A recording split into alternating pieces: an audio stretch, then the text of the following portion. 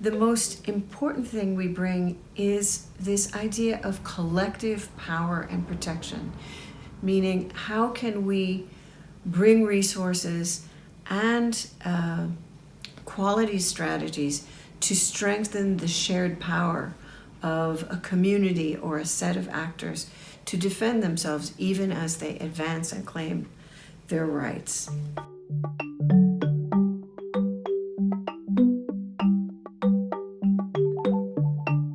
If you look at the problem of violence against defenders and attacks against defenders in terms of these three levels of power, your strategies and responses can be much more comprehensive and responsive to the context.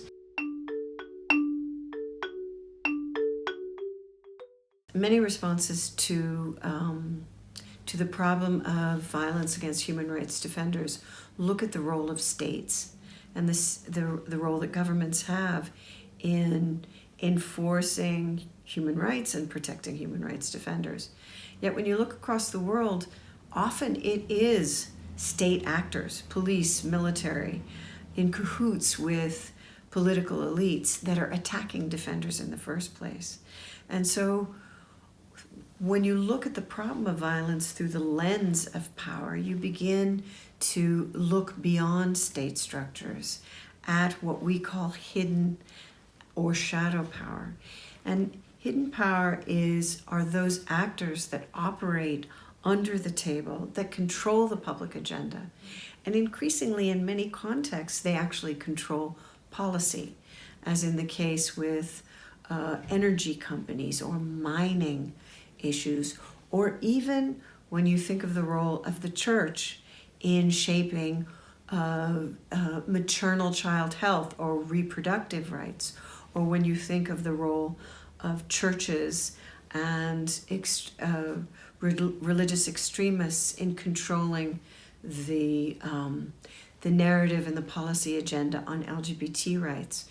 So understanding those hidden actors or shadow actors and how they use the state on the issues that we work on is important when you use the framework.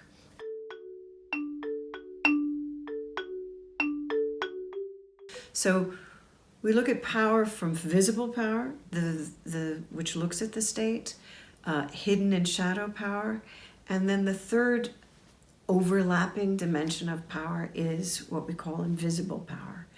And invisible power refers to the norms and beliefs that we all have inside ourselves, what we believe to be true, what we believe to be normal. And that, when you're working on women's rights and LGBT rights, is truly a battleground. We believe there's a battle over thinking of women as mothers and in traditional roles, that women should be in the private sphere or at home. A belief that marriage should only be between a man and a woman.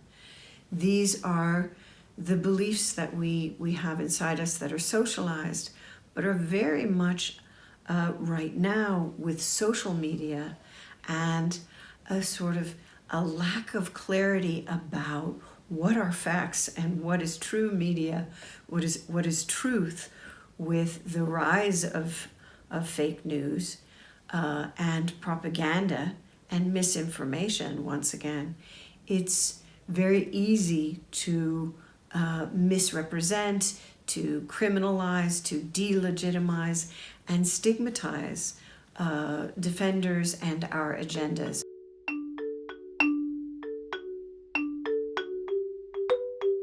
Increasingly, the many different organizations and thought leaders who are concerned about the shrinking civic space and concerned about violence and attacks against activists are looking at this question of narratives. And when people talk about narratives, what they're referring to is how power holders shape what people to believe to be true, and how they shape how we perceive certain justice agendas, how we perceive human rights, and how we perceive activists.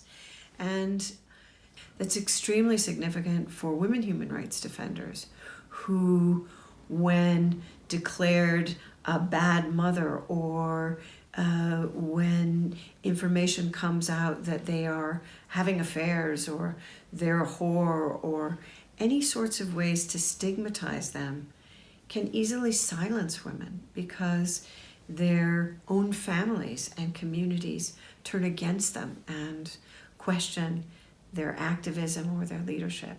So for us, working on how communities understand their own beliefs, developing critical awareness to be able to challenge misinformation, and developing our own capacity to use media strategically is key to navigating this current phase.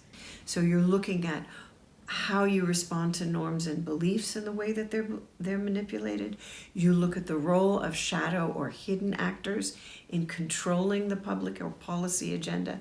And you look at the role of states in colluding and using police and military to silence defenders and have a much more coherent response and strategy to the issues of violence.